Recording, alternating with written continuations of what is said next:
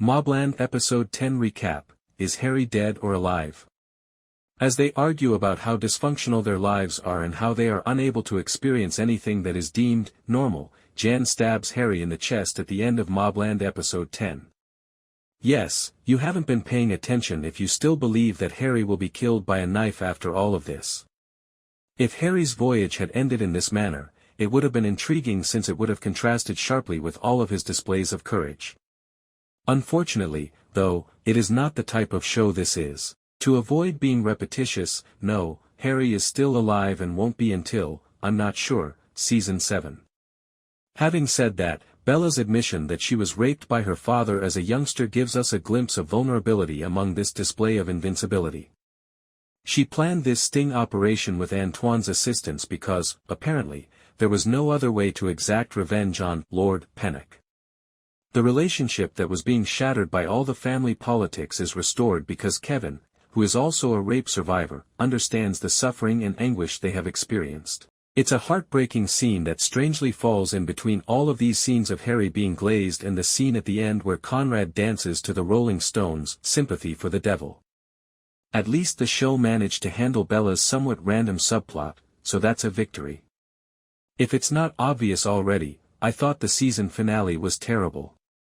Up until episode 7, I felt the script was really good, but after that, the program went completely haywire and never really got back on track. What we received doesn't even qualify as a skirmish, despite everyone screaming about a war.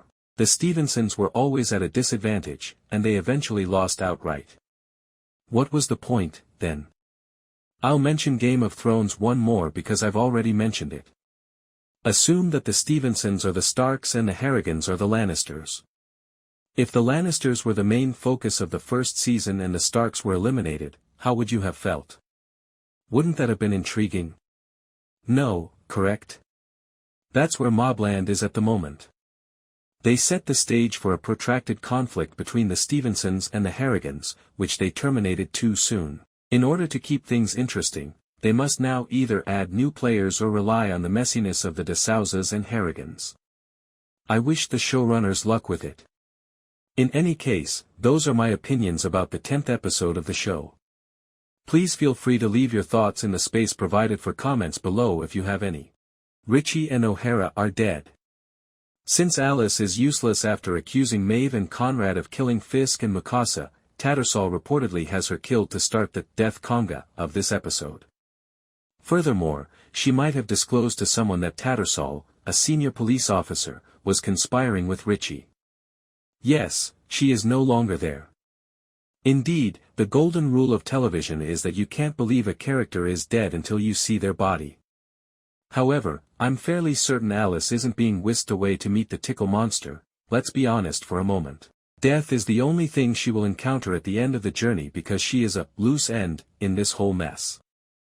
Tattersall tells Richie that the work is done as a group of goons drag Alice away.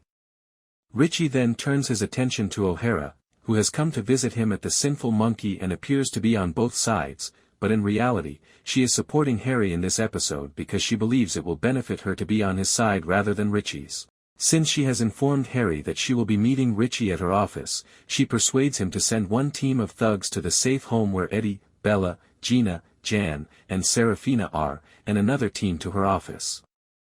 In an attempt to win this war, Richie, for some reason, completely trusts O'Hara and follows her instructions. However, it quickly becomes clear that O'Hara has led Richie and his entire army into a trap once the majority of his soldiers have left his headquarters. Paul sets off an explosion at O'Hara's office, effectively killing off the squad that was sent there to ambush Harry, Kevin, Zosia, and Kiko. At the safe home, Eddie, Bella, Gina, Jan, and Serafina run out into the woods nearby, while Zosia and Kiko shoot off all the guys that had been brought there by Richie. In the process, Kiko passes away. Before driving the Souzas and the Harrigans to the Cotswolds, Zosia pauses to grieve for him. Before Richie can understand what has struck him, Kevin and Harry burst into the Sinful Monkey, murder whatever's left of Richie's gang, and then begin to pepper O'Hara and Richie with gunshots. I'll be honest, people, this seemed like the most uninteresting way to settle the entire dispute between the Stevensons and the Harrigans and to punish O'Hara for being a rat. Richie was the underdog in this whole situation, so why would anyone enjoy seeing the underdog lose? Moreover, it seemed like Richie was deliberately dumbed down, particularly in the last parts of his character arc, to make Harry appear intelligent. As much as I like Harry as a character, it doesn't make for an engaging watch if he has an answer for everything and can casually settle anything with bullets.